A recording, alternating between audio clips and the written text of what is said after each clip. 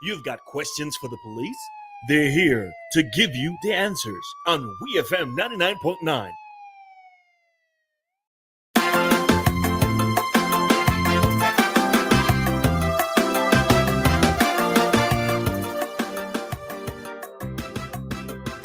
The world has become such a cruel place.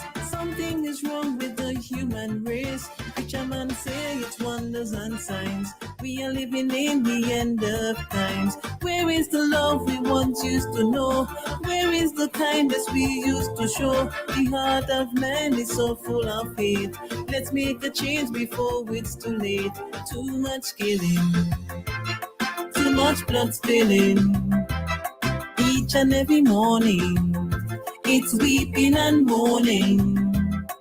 We've got to stop all the crimes, erase the violence, let our voice be heard. We can't sit in silence. The hope of tomorrow is enough in love. Crime and violence don't pay.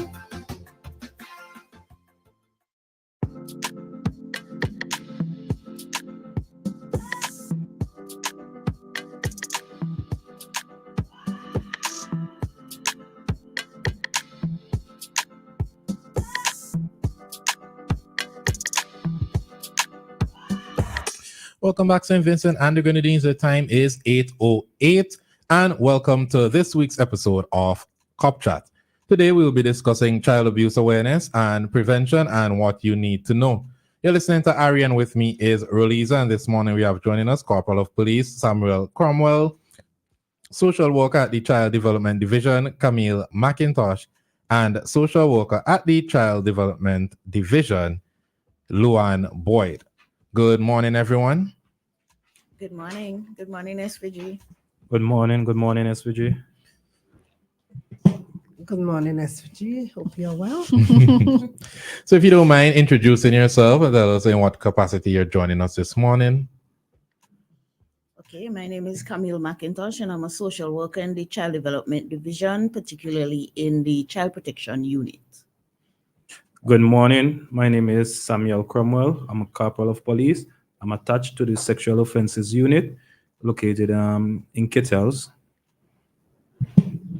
And good morning. I'm Luan Boyd, and I am a social worker in the Child Development Division, specifically what our unit is called Diversion Unit. Yeah. All right. And so this morning we're here to discuss child abuse awareness and prevention. And last time we spoke, Miss Boyd, you said we need to put emphasis on the prevention, not just the awareness. So what do we need to know as the listeners, as the general public, as St. Vincent and the Grenadines, as it relates to child abuse awareness and prevention? Okay, so as was stated and as has been happening for especially this month, where we place emphasis on bringing awareness on child abuse, what it is, and as we say, it's failure of persons to act on behalf of the welfare of the child. And it's not an accidental situation, but it's one where there's deliberate abuse, and it could be in the form of whether emotional, sexual, physical abuse, and it is where the child is harmed in various ways, and I guess we'll get into the specifics, right? But it's where there's a deliberate or a failure to act on behalf of a guardian or a parent, on the best interest of the child. Right. And then we have the Child Development Division, the Child Protection Unit, where we have measures and structures that are put in place to respond to and try to prevent that abuse. So we are safeguarding children from harm, right? Especially when it is reported, we need to know so that we know how to safeguard these children. All right. So I know Ms. Boyd was with us last week, but for persons who were not listening at that time, just give us a synopsis of what child abuse is, or what qualifies or classifies as falling under the category of child abuse. Okay, so based on the definition, it says any recent act or failure to act on the part of a parent or caretaker, which results in death, serious physical or emotional harm, sexual abuse, or exploitation. And this could fall into several types. So there's physical abuse, there's neglect, there's abandonment, there is non-maintenance, sexual abuse, and there is, the verbal, emotional, psychological abuse, right? So each of these have different breakdown. So I don't know if you want us to get into what the breakdown are now. You can in a short way, in a brief way, version. right? So Okay, so we have physical abuse, which of course is the violent physical force that would cause physical injury or suffering of a child. And of course, we would see that on their skin, on their bodies, where you have all the bruises, the cutting, the burns, bite marks. Sometimes you may have injuries that are at various stages of healing, right? And these are the signs that you would see on the child. And then you have the behavioral signs where they would try to avoid or they are fearful of the particular person who would abuse them. You have children having sleep disturbances. They would get up during the night crying or they may wet the bed. You have changes in their behavior. So they're either overly aggressive or they're withdrawn. You have changes in their appetite, their self-harming, suicide attempts, cutting, inappropriate explanations as to how they got it, because they may try to hide that the person did this to them because they're of course fearful of what could come again. Right? And then we have sexual abuse, which includes all forms of sexual acts. You have incest, rape, pornography, being shown pornography or being involved in the pornography, forced transactional sex. You're using sexually explicit language towards the child. You're exposing your body to the child or having the child expose their body to you, indecent touching or exposure.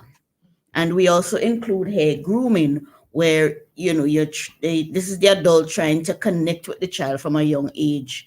So you're kind of buying them, what we would term locally as you're buying them. So you're giving them gifts, just so that they would trust you. Right? They would build up that trust in you, but your intention, of course, is to hurt that child sexually. Right? Yeah. So If you don't mind, I have a quick question. Sure. You mentioned indecent exposure. What qualifies as that? Because we have a kind of a culture here where parents would dress in front of their young children, and they don't mean to cause Right. them any psychological harm. Mhm. But you did mention it, so if you don't mind. That would be, exposing the genitals, taking on your pants, showing your genital area to that child, right? With intention. Oh, okay. With Okay, so intention, because intention of is the course- major with factor there. intention, Okay, because you're okay. trying to get them to do a sexual act. Okay, Right? okay. Yeah. So it's not just maybe, you're home, you're walking around with a towel or Because that's what crossed my mind. Yeah. right. Right. So it's the intention of it, because you're intending to do something sexually to that child. Okay. Right. So and you have your behavioral signs where you have the child may have changes, of course, in the eating patterns, in how they behave.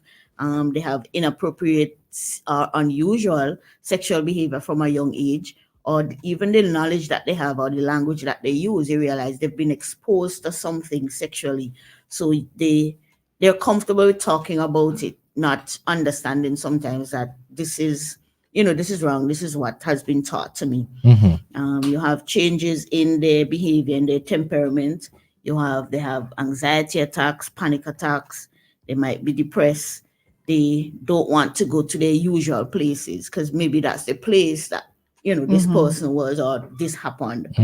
And unexplained money or gifts. Suddenly you see them Very with a important. phone. Very important to know. Say it again, Right. please. Unexplained money or gifts, and expensive gifts at that too. They don't know. They don't want to tell you where they got it. And they have all of these things, and you have to be very vigilant as a parent to look out for these signs. We have neglect and abandonment, which is the ongoing failure to meet the child's basic needs. And it is the most common form of child abuse.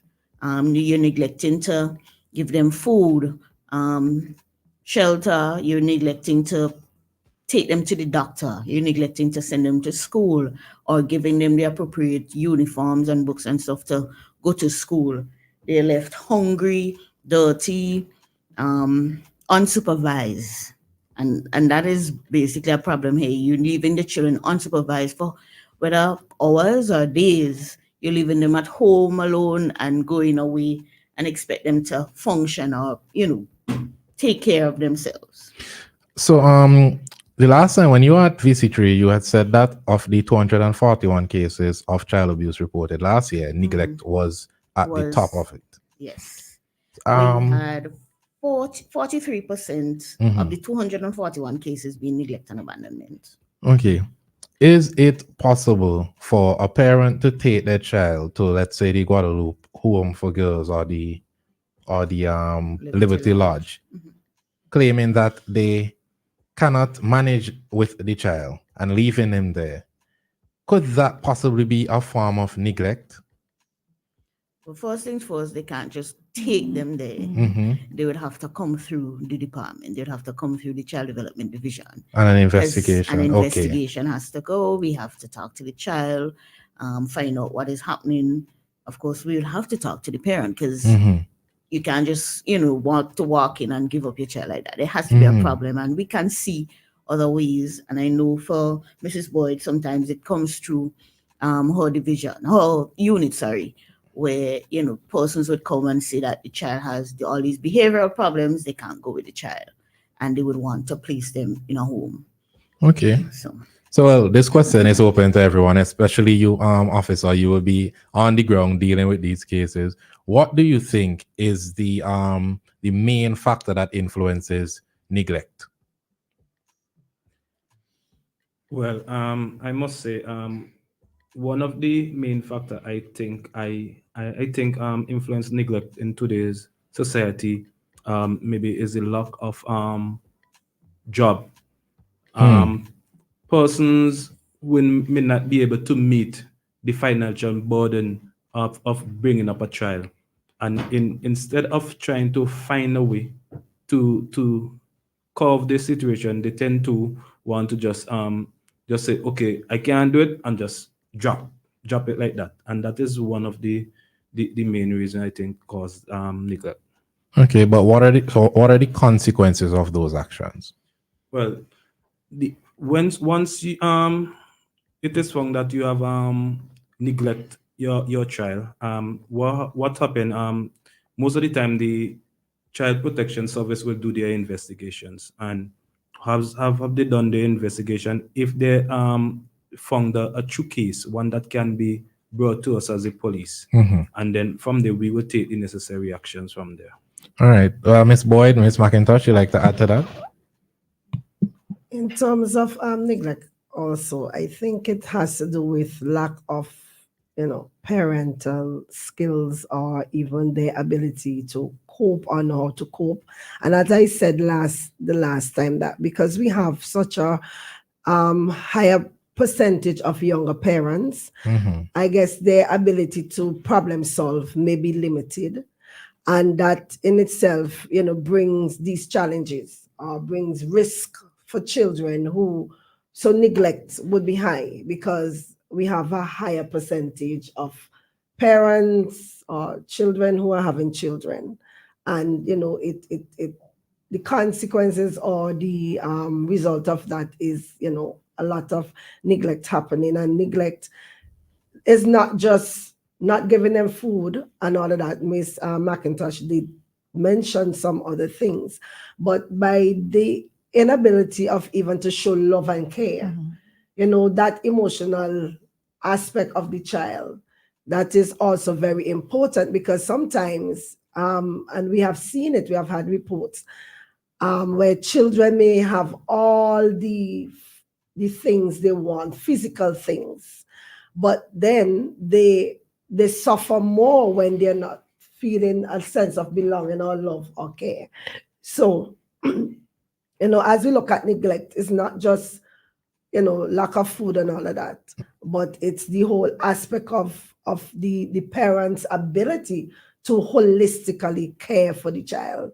And because, as officers say, yes, the economic situation may be one, but there are always, ways of getting around that. Mhm. As we say, the Ministry of Mobilization is there. There are other, groups that people do tap into that can help them in terms of providing for their children. And I think it goes back as well to in terms of, so if per se it's just food, we live in a country that I'm sure there are things around, that we can get. And I think our communities, even though we are going away from that somewhat, but there's still neighbors, family members that persons can tap into, and this will limit the amount in terms of that side. But a lot of the times, the emotional part of it is not looked at. And when children act out a lot of the time, sometimes it's because of that, not being able to have that sense of well-being, or being taught how to manage their emotions. Okay. Yeah. But what if you, as a parent, you yourself don't know how to express love or care in that sense, or you never grew up that way, or maybe you're on the spectrum and you don't know that you're on the spectrum and you don't know how to access certain emotions yourself? What happens in a situation like that? So it's always up to that parent to get help. And as Ms. McIntosh said, once things are reported to us, we would try to refer to different services that can assist. I know within the ministry we have, have been doing a series of parental workshops where we have a parenting unit that we try to clients that comes in, and we figure they need that support. Their names are given to get into that program, for them to access that sort of assistance. In terms of the spectrum, there's always persons who may realize that, wait, I'm really moody. This is not normal, and sometimes it's really the ability of the adult to say, Self-awareness. I really need some help, because somebody may be pointing out to you and you may be in denial that nothing is wrong with me. This is how I am. This is how I'm, just like my parent. I grew up like this. There's nothing wrong with me. So if the person is in denial of seeking help, or even getting an assessment, where these words may look kind of taboo, because mental health is an issue that nobody really likes to talk about and looked at. And as I said the last time, if we look at mental health as a medical issue, right, where just like how we would go to the doctor if we have high blood pressure, if diabetes or cut in our hands, if we change our perspective and look at mental health as this, okay, I'm feeling all these emotions all at once, and something I really can't control myself, and let me go check this out. And we see it as that I may just need some help here, then it would change the way that, our parents do parent, and even to help to guide and groom their children in the way that they could, also learn to self-regulate. All right. So the time is 8:25 here in St. Vincent and the Grenadines. We're going to take a quick commercial break, and there are comments on the WhatsApp and questions for you, and I know Roleza herself has some questions. So when we get back, we'll get into those this morning. Do you want to feel clean or refreshed after using the bathroom, whether at home, work, or play? Welcome to My Smart Toilet Seat. All of our products wash your private parts after using the bathroom without the use of your hands. Let's hear what our national table tennis champion, Damian Dublin, has to say. I tried it and it works. There are 4 options. Simply add an attachment to your existing toilet seat, or choose a non-electric seat, or better, an electric seat that washes and dries you with warm water and air. Lastly, get a complete smart toilet that also flushes itself. What are you waiting for? Get your smart toilet seat today. Be smart, be refreshed, be clean, be a winner like me. Our smart toilet seat is available throughout St. Vincent at retail outlets with the orange flags. You can call us at 457-1703 or visit our website at justwashit.vc. Yes, sir. Our industry relies on all of us to play our part.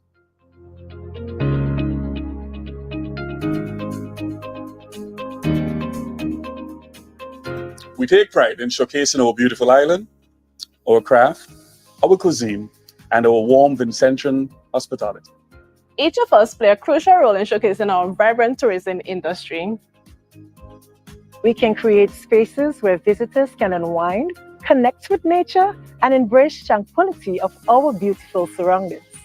We need everyone on board to help us create an exceptional experience for our guests. Join us at our National Tourism Community Consultations as we shape the future of tourism in St. Vincent and the Grenadines.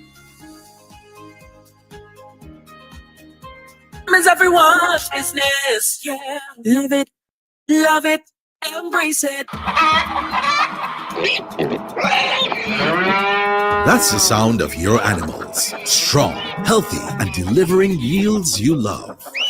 That didn't just happen. It began with you feeding them only the best. East Caribbean Feeds. Rest assured, we only produce your feeds with premium ingredients. No hormones, no animal byproducts. Just everything your animal needs for maximum nutrition. Because your animals deserve only the best. East Caribbean Feeds from Maximum Nutrition.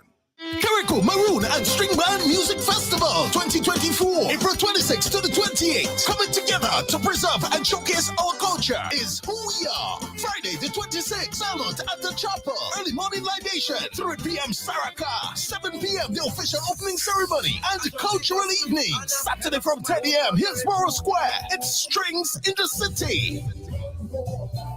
Then at 8 p.m. we move to the Botanical Gardens for Cultural Explosion with local and regional performances featuring Touch the Band.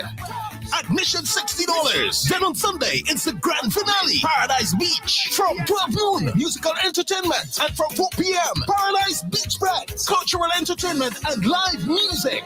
Admission $20. Come and learn to dance the quadrille and big drum on Paradise Beach every Sunday after the launch until the festival ends. Carrico Maroon and String Band Music Festival 2024, April 26th to the 28th.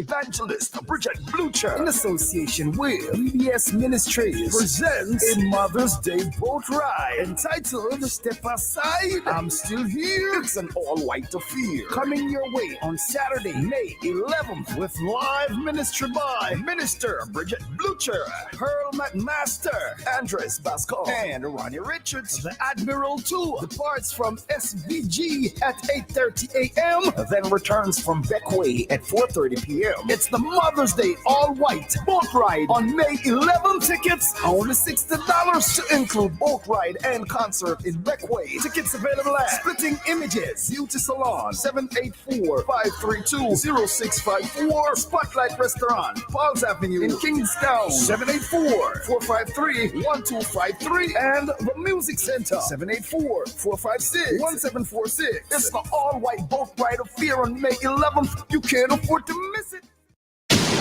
WEFM, the clean, fresh sound. Cop Chat. You've got questions for the police? They're here to give you the answers on WEFM 99.9.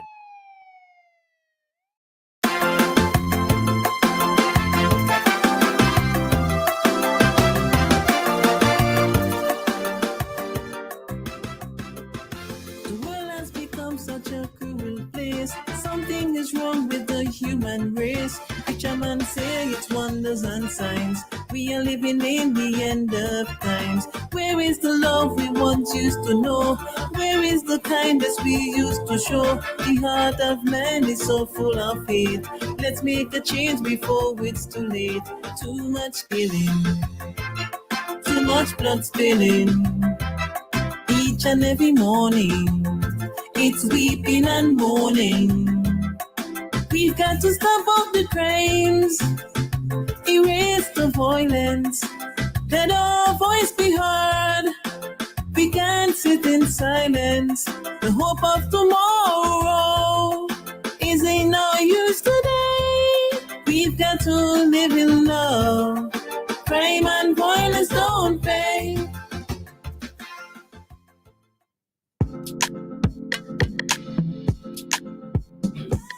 Welcome back, St. Vincent and the Grenadines. It is 8:32 here in St. Vincent and the Eastern Caribbean. Welcome back to Cop Chat. If you're just joining us, you're listening to Ari, and with me is Roleza. And this morning we have joining us Corporal of Police Samuel Cromwell, attached to the Sexual Offences Division, Social Worker Camille McIntosh of the and a social worker Mrs. Luan Boyd. And the topic this morning is child awareness and prevention, what you need to know. Child abuse. Sorry, child abuse awareness and prevention, what you need to know. All right, so let's bring Officer Samuel Cromwell. I find your names just sound so official. Let's bring him in a bit into this conversation. So what exactly is the Sexual Offences Unit all about? Yes, the Sexual Offences Unit. We have been in establishment going on to 6 years now. November 6th will make our 6th year. Since our inception, we have been dealing with practically all the sexual offenses occur in St. Vincent and the Grenadines. Sometime last year, we would have extended the branch where we have a branch now in Georgetown. Okay, that comprises of four members of staff, while the remainder of us we are at Kittels. Right. We have been dealing with these offenses as the offenses that we have been dealing with when it comes to the sexual offenses are rape, unlawful sexual intercourse, indecent assault, buggery, gross indecency, and we also deal with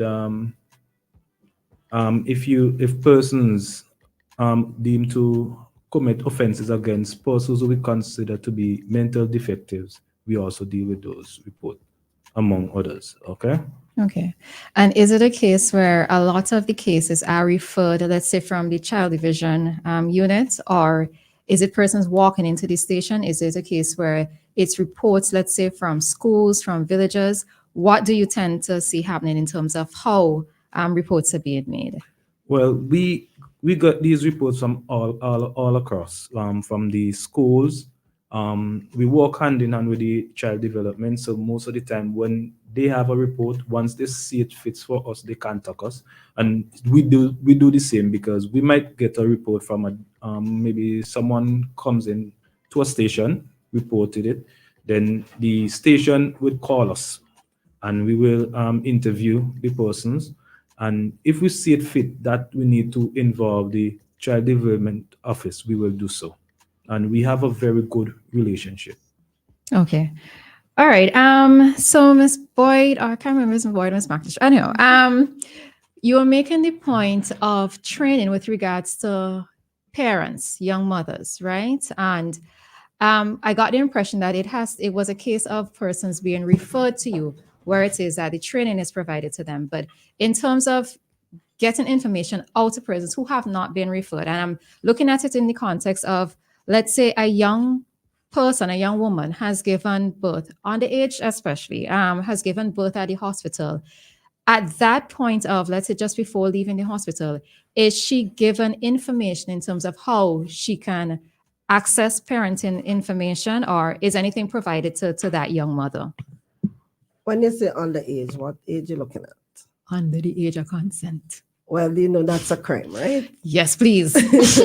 So that has to be, this is where, as we say, the officer just spoke about the relationship, you know, so that's a criminal act right there. And after that is dealt with, I guess, you know, in instances where the child may go back to school. So we have another department in our ministry that deals with teenage mothers.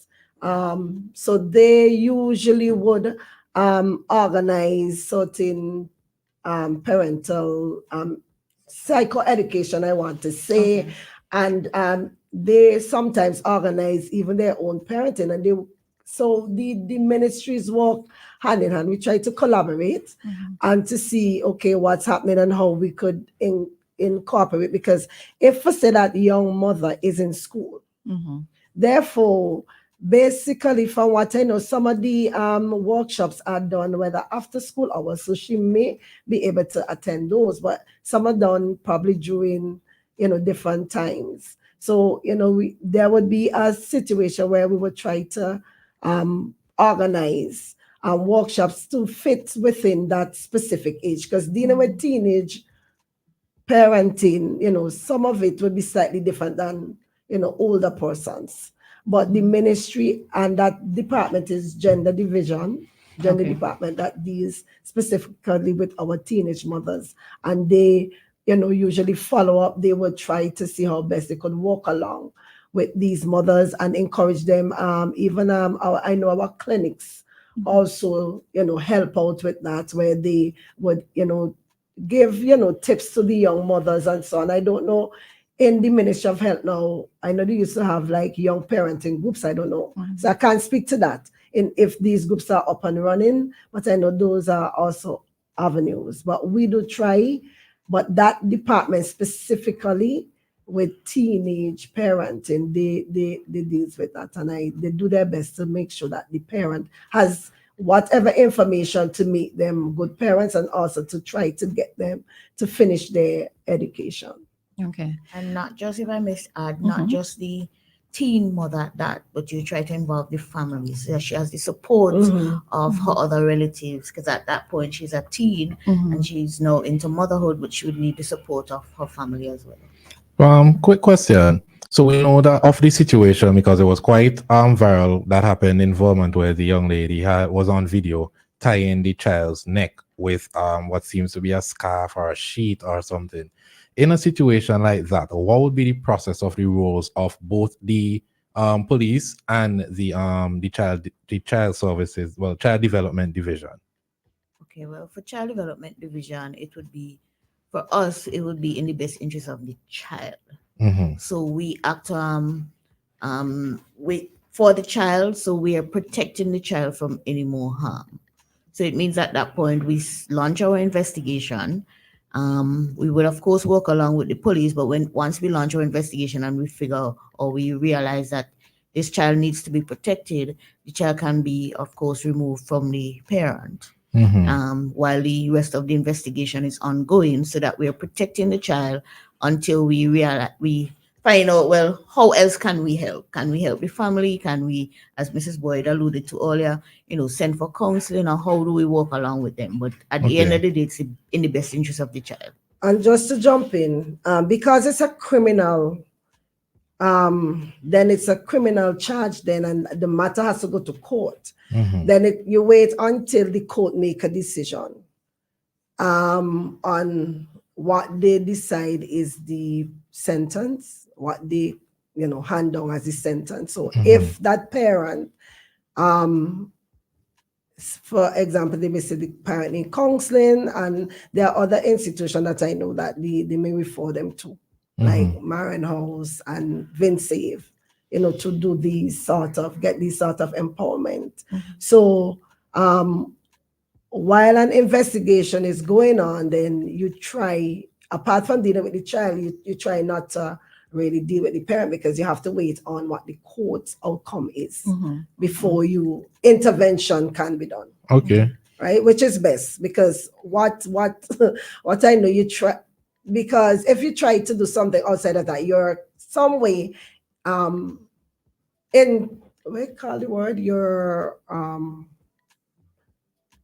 interrupting the investigation process. Because just to say, okay, if I abuse a child and then I started counseling them, that may affect probably some of my memory or some of the things that I relay, and the full effect of what I did then. It infringes. From what I know, best practices, you don't deal with counseling somebody who has done a crime until after, or don't deal with that aspect of the crime, because that would come up. And you don't want them to be talking about the situation unless the matter is, until the matter is finished in court, because it can impact the whole process. Okay, Corporal Kamran. Okay. Yes, from the police point of view, once we have these kinds of matter, first thing we will do is carry out investigation. And we do this by first, we will take the child to be examined by the doctor to see if by the way of tying the sheet around the child, like what injury the child might have sustained. After doing that, we would take statements from the child. Other persons, if there's other person who was around who would have seen what happened, we would take statements. Then we would interview the mother. Some people might, as we might say, the accused, right? And based on our investigation, we will see whether there is enough evidence to charge. And once there's enough evidence to charge, we are going to charge. Okay. And this matter will go through the court system, and we wait on the outcome. All right. All right, so we have a question here on the WhatsApp. And callers, reminder that this is an interactive program. The number to call is 457-9997. We're also live on Facebook and YouTube, so you can send your questions or comments there as well. All right, so we have a question here. With reference to physical abuse, can a person in authority, that is a teacher, police officer, be charged for physical abuse being disguised as punishment? Yes, once there's enough evidence to support that a child have been abused, whether it's by a teacher, any member of the public, because as a police we don't how to put it, we don't give special treatment to persons, not because you might be a businessman, your level of abusing a child is different from the common man. It's not like that. Once there's evidence of child abuse, and we do our investigation and we have enough evidence to charge, we are going to charge you. It's not no. If not, maybe we are going to charge you. Okay. All right, so I have a question for you guys based on your professional experience, right? So recently there's been the discussion or an ongoing discussion regarding the age of consent being changed from 16 to 18. Given your line of work what you've observed over the past couple of years in your professional experience, what is your opinion regarding this? Well, just on a correction there, it is being argued from 15 to 18, and in some arguments it's 21, but the Prime Minister is arguing that if it's to be changed, it should be changed to 16. Yeah, and I keep saying 16 in my head because I keep thinking it's 16 and not 15, so my apologies. All right, so while you think about it, while you think about it, we'll take a quick commercial break. You gather your thoughts, and we'll be right back here with your cop chat, this morning. At Lynch Caribbean, yes, we offer comprehensive insurance solutions and broking, but we are more than an insurance broker. We drill down to your core business strategy. We keep a pulse on risk to keep your operations healthy. On your mark, get set. Along the way, helping you to drive competitive advantages. At Lynch Caribbean, we have your back. Contact us today for insurance solutions, strategic risk advisory, and more. Call 453-3300. Email info@lynchcaribbean.com or visit our office in Beachmont, Kingstown. Follow Lynch Caribbean SVG on Facebook, Instagram, and LinkedIn, or visit www.lynchcaribbean.com. Let's get your laundry clean and fresh with the widest range of washing machines and dryers in SVG. At Singer, choose between our West Point and Speed Queen brands with an array of washing machines with payments starting as low as $92 per month. Your laundry room wouldn't be complete without a Whirlpool or Speed Queen electric or gas-operated dryer, saving your energy consumption. Also in stock is our West Point washer-dryer combo for only $136 per month. One machine that does the work of two. No need to change machines, just toss in your laundry and forget about it. Whether your preference in machines is top-loading or front-loading, whether you want a 9-kilogram or a larger 15-kilogram washer, whether you're looking for a gas or electric dryer, we've got it all at Singer. Visit us today and get the washing machine and dryer that's perfect for you. Singer, your family company. St. Vincent and the Grenadines. It's a whole new world out there, reaching new customers and getting products faster. That's what it's all about. Ocean freight rates are skyrocketing, so don't pay more for slower service. It's time to switch to faster, more reliable air cargo service with SkyMax Cargo. Up to 3 flights weekly to and from the USA, Puerto Rico, and the Caribbean islands, providing excellent import, export, and e-commerce solutions to put you ahead of the competition. For special low rates on small packages and air cargo, contact SkyMax today. 784-456-5400. Local agents SwiftPack Interprime Cargo. Call 784-456-5400 to book your shipments today. Ground control, come in. It's the space station. We have an unidentified object for review. Over. Go ahead, space station. It seems to be. Go ahead. It's, Go ahead, space station. Okay, I've made my decision. It's a cricket ball. What? 6. What a shot. You big it. Out of the park and into the sky. The ICC Men's T20 World Cup. It's out of this world. Buy your tickets now from tickets.t20worldcup.com.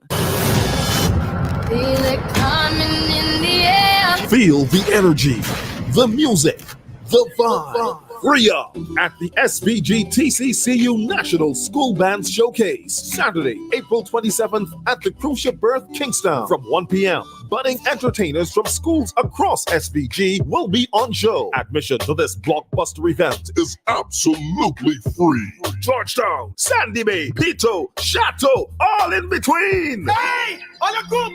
Rep your school, rep your band, and free up April 27th at the Cruise Ship Berth. The SVG TCCU National School Band Showcase is presented by the SVG Teachers Cooperative Credit Union Limited, the Ministry of Education, and the Ministry of Culture. WEFM, the clean, fresh sound. Cop Chat. You've got questions for the police?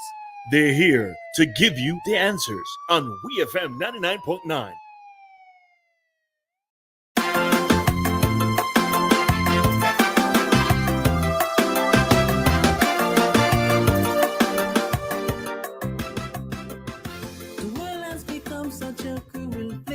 Something is wrong with the human race. Preacher man say it's wonders and signs.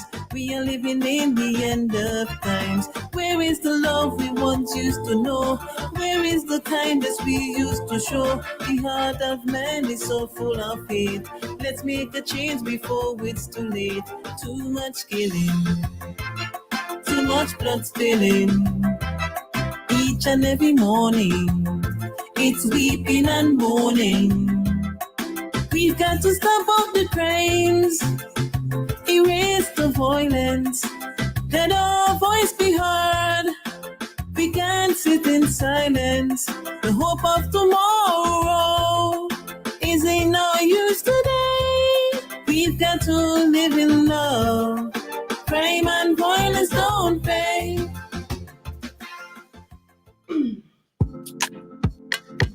Welcome back, St. Vincent and the Grenadines. The time is 8:50 here in St. Vincent and the Eastern Caribbean. And this is Cop Chat. The topic this morning is child abuse awareness and prevention, what you need to know. If you're just joining us, you're listening to Ari. With me is Roleza, as well as Corporal of Police Samuel Cromwell, who is attached to the Sexual Offences Division, and two social workers of the Child Development Division, Miss Camille McIntosh and Miss Luan Boyd. Before we went to commercial break, Roleza had asked the question, should the age of consent be changed? And the floor is, you have the floor, ladies and gentlemen. Or gentlemen. Yes. When it comes to that aspect of whether or not the age of consent should be raised, a lot of persons, everyone would have their opinion on it. But in spite of everything, one of the problems we have within our laws is that a lot of our laws sometimes conflict each other, where you will have a different age limit for certain things. For example, you consider to be a child until you're about at 18, right?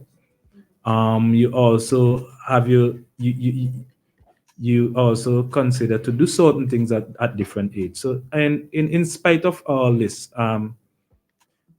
I would support it going up to 18. So we would have the benchmark of everything, whether all the offenses, where as you reach age and you commit these offenses, that you can be dealt with in somewhat aspect. That's how I see it for now. Okay. Yeah, so we had a very interesting discussion Off air. That's where all the magic happens. The fun happens behind it.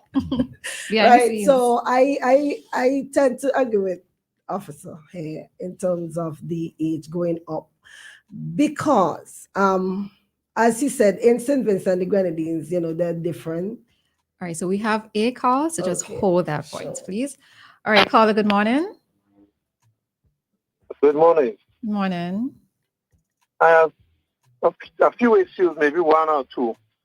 One, the officer mentioned that if there's evidence to charge, that they will charge. Does the charging of a person depend on the officer, or does it depend on the office of the DPP? Okay. Yes. That's one. Okay. Go ahead with the other question, and then we'll answer them after. No, I want to hear that one first. Okay. When they come to charging, yes, we as police officers can charge, but we are also guided by the office of the DPP. If it's something that we think we need their advice for before we do charge, we consult them. But once it's something that we so you're saying that there are times you charge people without consulting the Director of Public Prosecution Office? Yes, sometimes we do that. But isn't that wrong? No, it's not wrong, because the power. Well, my thing is, I know that all offenses you're supposed to communicate with the office of the Director of Public Prosecution. Yeah. Whether you liaise with them, whether you liaise with them, yes. Once there's a charge made, that file is put together, the report, everything and it goes directly. Speaking from experience, Mr. Cromwell, that all files should be discussed with the DPP. They are the persons who Caller, would you like to in listen charge to of what I'm prosecution. saying? The whether or not there is a charge, everything goes through the DPP. So if the police make a charge, they don't just go directly to court. It goes to the office of the DPP. The office of the DPP gets involved when there is a charge. So it is their decision now whether they want to liaise with the DPP before sending the file. But at the end of the day, everything goes through the office of the DPP. So it is up to the police to decide whether or not they're going to charge. But at the end of the day, it goes to the DPP.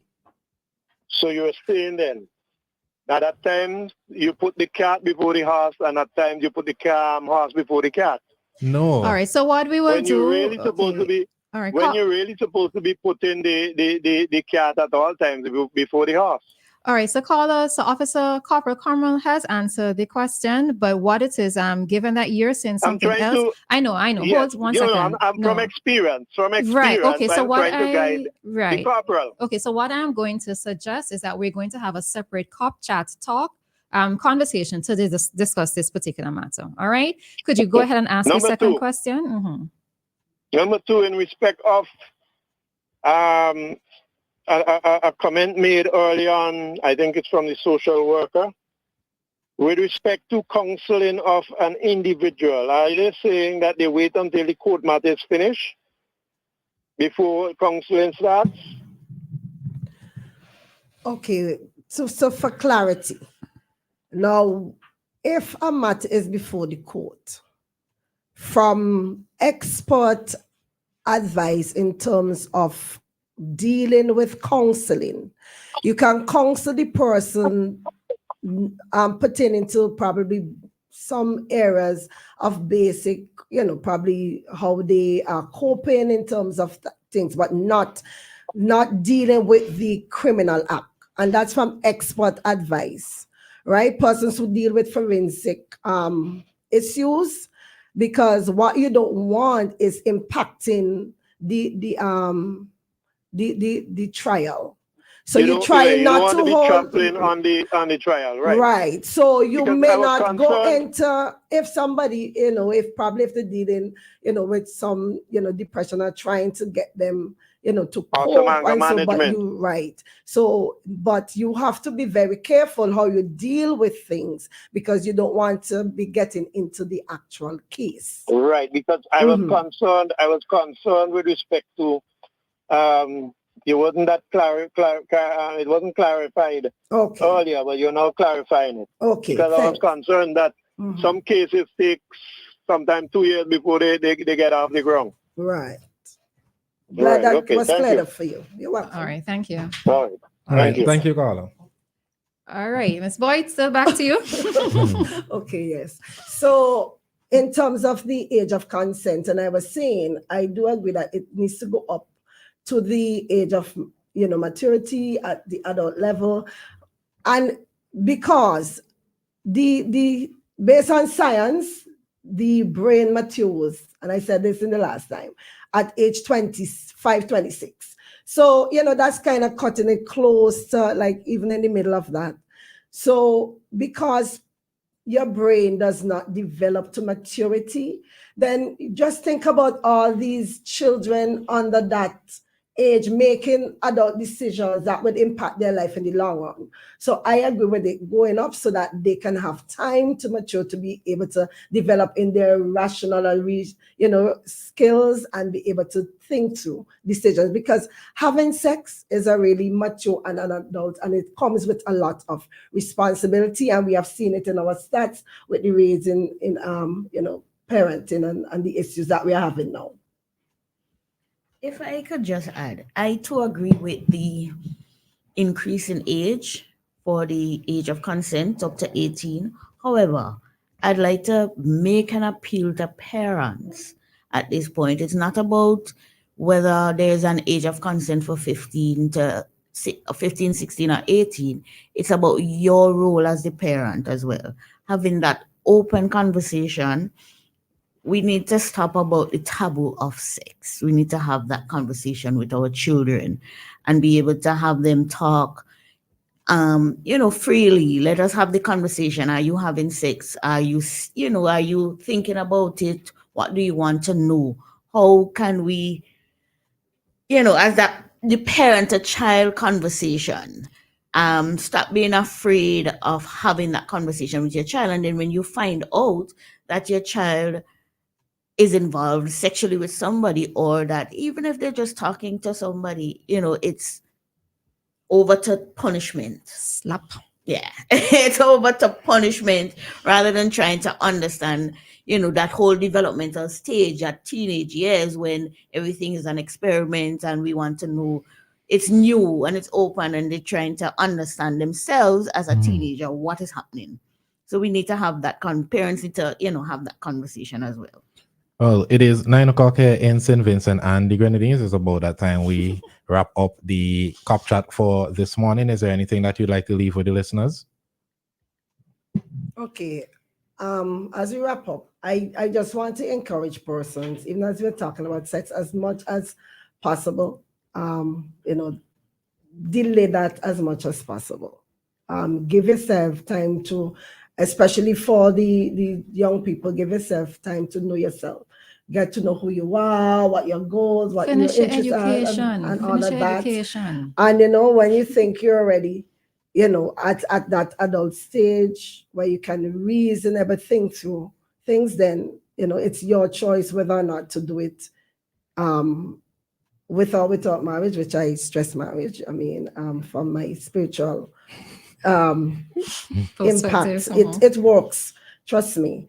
Also, just to encourage persons, try as much to protect children from any sort of abuse, because there's something that called ACEs, which is adverse childhood experiences, that impact adults as you get older. And this is one of the things that brings chronic diseases. So sometimes people having issues with heart attacks say, but nothing is in my family. But what were you exposed to as a child? So even you say, well, oh, people may think, oh, well, I was this way as a child, nothing happened to me really. So what is happening to your health now? You know, so they just want to say, as much as possible, let us protect our children and do our best as adults and as children speak up, you know, talk about it, bring it to the attention, and as parents, do your best to get help if you think that you need that. Okay, I'd just like to add before we leave that we are commemorating Child Abuse Awareness and Prevention Month, and we have had some activities during the month. And I would also make the appeal for persons to report, especially for parents or guardians, community members who would have, they either know a child or suspect that a child has been abused. You need to make your reports, whether to the Child Development Division or the police. An appeal also to our children. If you feel that you are being abused, even if it's not so, at least you can still come and let us have that conversation. So even if we have to have, whether a session with the parents or whatever it is, let us know what is happening so that we can see how best we can help. Tomorrow, the Friday the 26th, we are culminating all our activities together, and we are ending it with a march and rally and torch run. So our march, we begin at about 10 o'clock. So we're trying to gather before that, around 9:30, in front of the building and loan area. That's Whitechapel Road. So we start at 10, we march around Kingstown, down to Victoria Park, where we would have a rally. So we have all the secondary and primary schools, children, preschool children who would come out in their numbers. We're asking everybody to wear blue, and we have, at the rally, we have performances of the children. They would tell us, how they see child abuse, how can we, help them through it, how we can prevent it, right? And then, as I mentioned, we have a torch run. We have the secondary and primary school students who would run from the tarmac, the Annersville, in Annersville for the secondary schools, and for the primary schools, they start from the area and the Democrat House in Kingstown, and they would all end in Victoria Park at the rally. So we're just asking persons to come out, be in solidarity with us, wear something blue, bring your placards with your messages, join us in the march, stay for the rally, just be involved as much as you can. And as you see our children running, support, cheer them on, okay? Okay. All right. Yes. My final words are, when it comes to child abuse, a lot of persons most of the time just look at it from the sexual aspect of things. But remember, abuse comes in a lot of different forms. Gone are the days when parents could take a gravel whip and give a man a 2-hit and then he cry and it done there. But we never take into consideration by what they used to discipline their children with, what the impact they would have done to their skin or even done to them socially. There's also a form of abuse where parents sometimes embarrass their children in publics, and that is one of the most mental child abuse, because you meet your children in public because their parents are upset at the time, they just blow out at them or talk to them in some aggressive, or maybe even hit them, and their friends and the child friends and them sees these things, and it becomes peer pressure after for them. Okay. All right. And I must say also, we parents have to be careful with our children, where they go, what they do, and who they associate. And not only for your girls' children, also the boys, because the boys are being also affected too.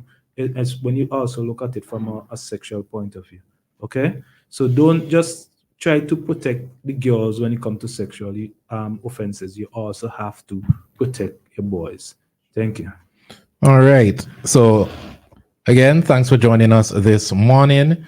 We do know that child abuse and awareness and prevention is not something that we could discuss within 1 hour. It's a very in-depth and layered conversation, as the officer rightfully said. There are different forms of abuse outside of sexual. There's physical, there's verbal, there's financial, there's all kind of abuse out there. There's neglect.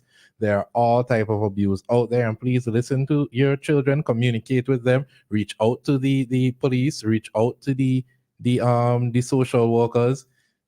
Do your part, even if you're just a neighbor. Do your part to see how you can impact the future of St. Vincent and the Grenadines. We're now going to make way for our ECCB currency exchange.